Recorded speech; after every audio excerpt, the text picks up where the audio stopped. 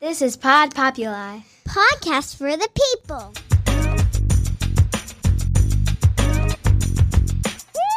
The Great Love Debate. It's the Great Love Debate. The Great Love Debate.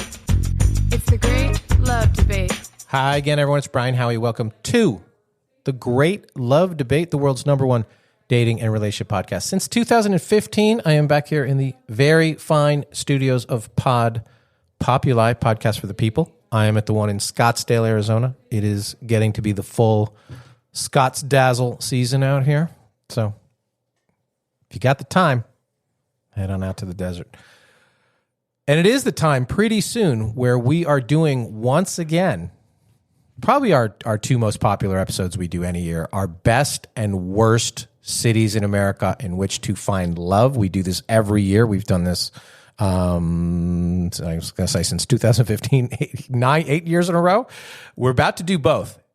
Just to be fair and to be honest about it, for most of the first 8 years of every time we did it, I did those shows based on my own information from traveling around and visiting so many cities because of our tour. So I felt I really spent some time. I got a lot of input from people in the city. I did a lot of research. We got a lot of feedback from you guys. So before we came up with the top 10 best or the top 10 worst, I really immersed myself in the muck. And I was able to do that because I was on the road doing so many shows in so many cities around the country and around the world as part of our tour.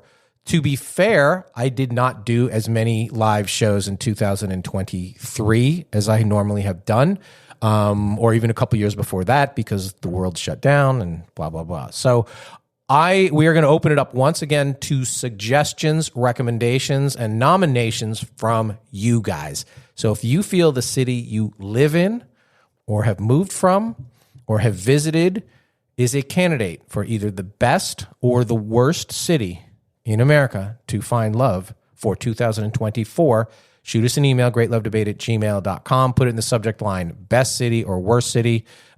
We should be able to tell by what you're writing, but we will be surprised because some people send something like, wait, is that a good thing or is that a bad thing? We will take all your nominees and we will get the lists out in the weeks ahead. We're always excited about to do that. We always get a ton of buzz. The media always picks it up and runs with it. Like the Great Love Debate says Pittsburgh's the best, and it is. But I'm not going to influence you. I'm not going to influence the jury. So give me your candidates, your nominations, your submissions for the best or the worst cities to find love for 2024, and we will be rolling out that list shortly. I wanted to talk a little bit today about communication, which I know we always talk about that on this podcast. We've said since the day we started that the keys to everything when it comes to love, dating, relationships are confidence and communication. And some of you were like, wait, you said a few weeks ago that the keys were passion and curiosity. Yes, I stand by those. But in order to find those and get results from them, confidence and communication are what really drives the engine and what really needs to be worked on. So confidence, the lack thereof, or building upon that, I think we've dealt with quite a bit this year. We've had specialists on to talk about mental health and physical fitness and emotional growth, all of that. And I think they're all great episodes and it's great information. But the communication part, we all struggle with that. And I am and have been one of the worst people you can possibly imagine when it comes to that as a boss and as a boyfriend and as a member of society at communicating anything, but mostly the right thing in the right way at the right time. I'm always surprised that I can pump out these episodes of this podcast relatively eloquently and clearly, considering how often I have such trouble one-on-one. But that's a different show for a different day. And people have said that to me, that I probably communicate better on my show than I do in real life. So if you want to have a quality, meaningful interaction with me, listen to the show. Come on the podcast or shoot me an email about it. And I'm great. I think I'm great relatively now on the basics, the please, thank you, you're welcome, I'm sorry, I love you things, all very important, extremely so. But the layers of my my thoughts and the nuance of what I'm trying to express and the poetry between the lines, that is often missing either in what I say or how I say it or how we say it. So why do I bring this up today? So somebody emailed me, Tara from Arlington, Texas was the name.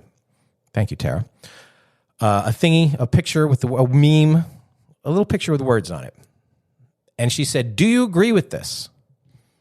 And it said, shutting down instead of communicating is just as toxic as arguing. Shutting down instead of communicating is just as toxic as arguing. And you're probably like, no shit, simple concept, of course it's bad. But I think why that resonated with me so much and why I wanted to talk about it today is the word toxic. Because who would have thought not saying something adds toxicity, and toxicity in a relationship is such an important element and such a destructive one. So getting back to the shutting down part, that was my go-to technique. I think that was the technique I used way, way, way too often. I was like, if they can see that I'm mad, then they will try and figure out why. And then they'll realize that they made me mad, and either they'll fix it or apologize for it, and then I will be right. So the shutting down and the going silent was about being right, which never should be the point in any conversation or any relationship. It's not a game show. So a couple episodes ago, I talked about the importance of being heard and hearing the other person. But you can't do that if you aren't saying anything and there's no dialogue, or if you're making them guess, or you're just completely shutting off the communication beyond just having angry body language and scowls, silent treatment. So that's what I want to talk about, how we do that, why we do it, and what we can do about all of it. So I got to take a quick break so our sponsors can communicate to you, and we will be right back. Right after this. And we are back. So as I have said ad infinitum on this show, I'm not giving you advice. I'm giving you my opinion. And my opinion is just my own on what has or hasn't worked for me. But it is what we have heard over and over and over from so many people. And just by that very fact that we have done so many shows live around the world and have heard from the largest pool of people on this stuff than honestly anybody ever, I think that this opinion is rooted in some things that you can pretty much bank is accurate. Like, I think I know what I'm talking about on this. And some of these things are pretty much common sense. If you don't say anything, how are they to know? But knowing when matters too. I know there's two schools of thoughts on never go to bed mad, which I didn't know before I started doing the show. I'm like, oh, there's two schools of thought. I thought the old adage never go to bed mad was a real thing. But there are those who feel that you should work things out in a moment so it doesn't carry over to the next day. And I see the point of that. And there are those who say when you are tired and upset and emotional, maybe a good night's sleep is what you need most to calm and reflect and hopefully resolve. And I think that second school of thought is gaining more traction. Maybe you should go to bed mad. It's how you wake up, because it only has purpose and value if you get up the next morning and say, can we talk? And not in a way that it picks right back up at that angry point you left off at. It's more like, I've had some time to think, and there are a few things that I want to share to see if we can come together on this thing that has brought us apart. And I know it's not easy to say it like that in a moment when you're pissed or whatever, but that word share is in that sentence. Share to see if we can come together. Share is a key to all of this. Communication.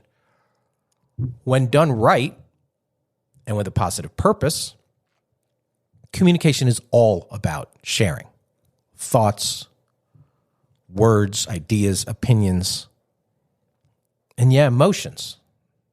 Share emotions. So shutting all those things down tells the other person, I do not care enough about you to try to get to the other side of this issue.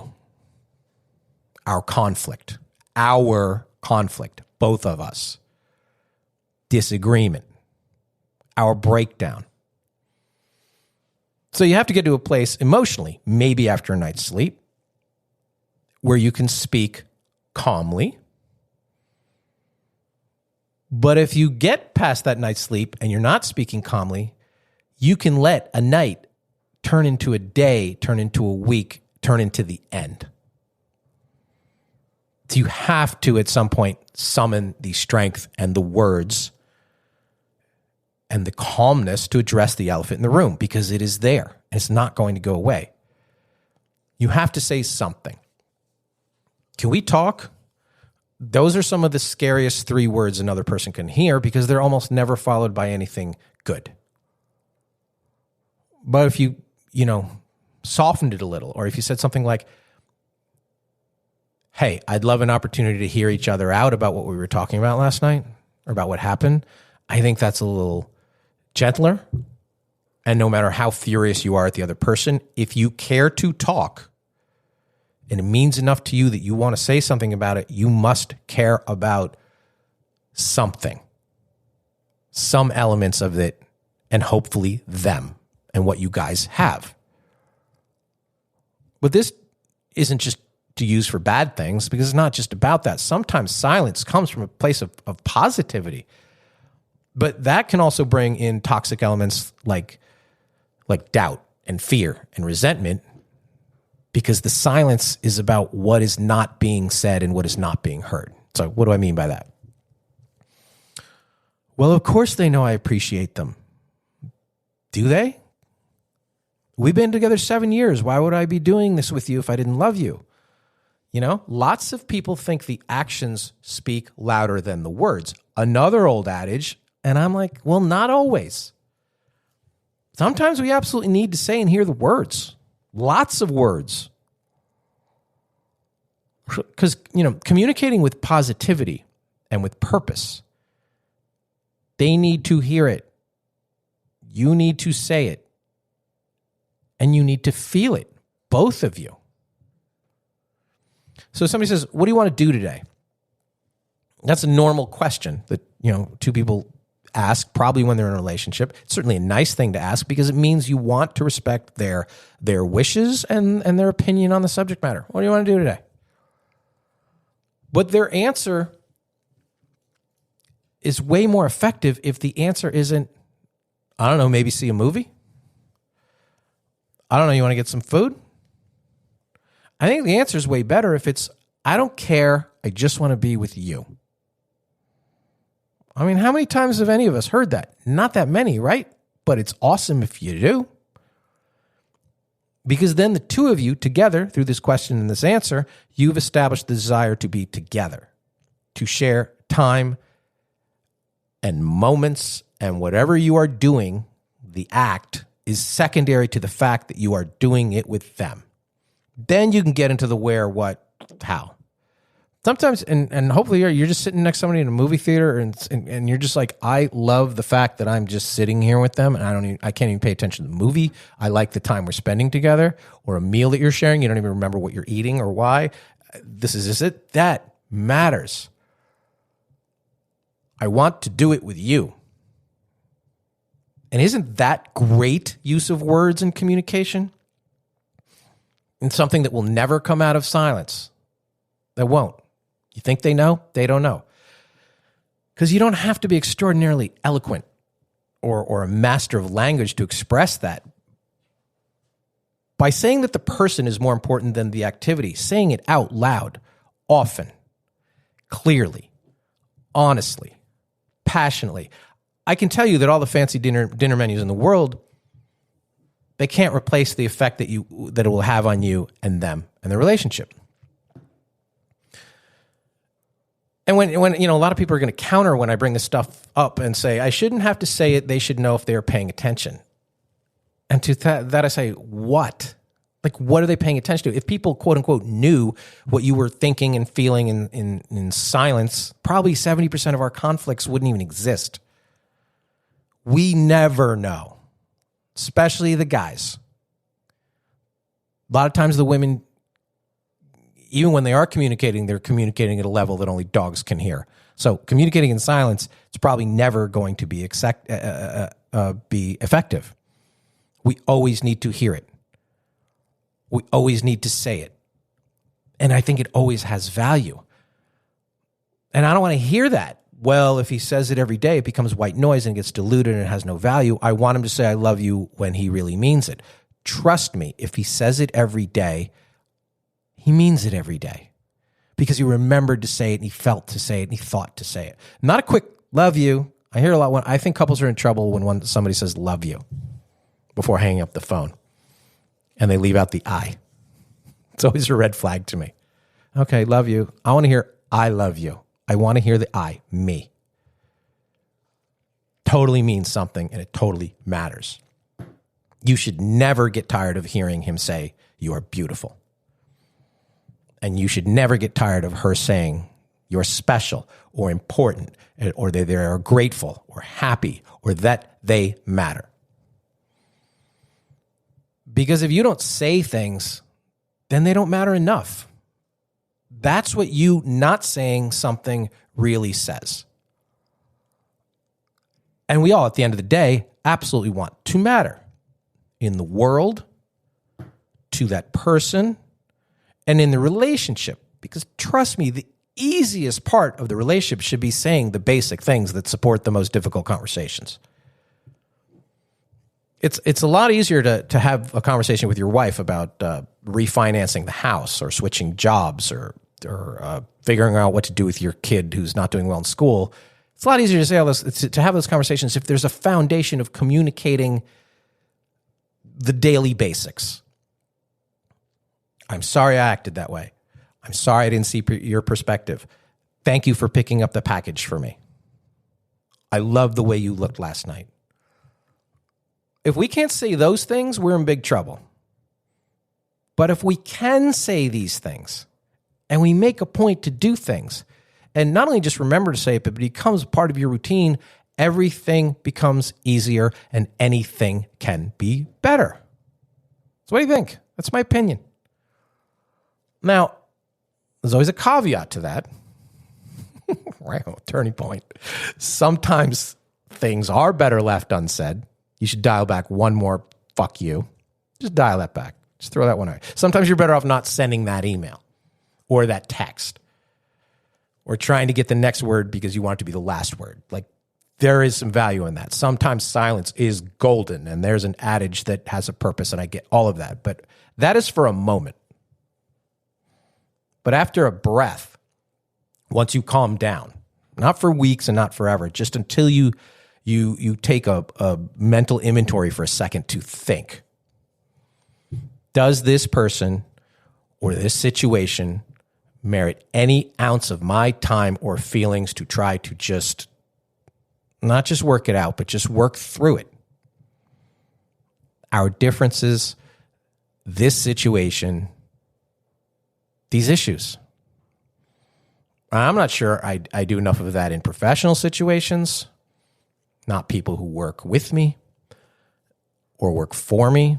And certainly not on this podcast. Somebody came up to me, not just somebody, her name is Nicole, and I should honor that, and I need to say that out loud. Nicole, recently in person, and said she has listened to the show for 5 years. And I was flattered, but there was this part of me embarrassed to hear that, and but no part of me is anything but grateful, extremely grateful, and I probably didn't express that in the moment well enough. You know, I let what do I do with this information overwhelm the fact that I was extremely grateful. And there are tens of thousands of podcasts that people could listen to, and there's millions of ways to get you guys information and that you could get stimuli. So when somebody, any of you, and there's a lot of you, take the time and listen each week or most weeks, or even just a week or two out of the year, shame on you, catch up. I do need to communicate 2 words and 2 things. Thank you, and keep listening. So we have a very big show coming up next week, podcast. Not that this wasn't big, but a big guest. So please like, share, follow, and review this podcast. Your reviews still, after all this time, 400 and something shows, Your reviews mean a lot in the podcasting ecosystem and to me, so thank you very much. Shoot me an email, greatlovedebate@gmail.com, not just to give me your submissions on the best and the worst, but also on your thoughts on how you communicate, why you communicate, and the value that you find in communicating. Go to greatlovedebate.com, our big 10th anniversary show live at the Boca Black Box. Say that 10 times. Boca Black Box Center for the Arts in Boca Raton, Florida. Tickets are on sale for that. It's going to be huge. Awesome. Can't wait to do it. 10th anniversary. Been doing this a long time. And we're going to keep doing it because, as always, at the Great Love Debate, we never stop making love. See you next time.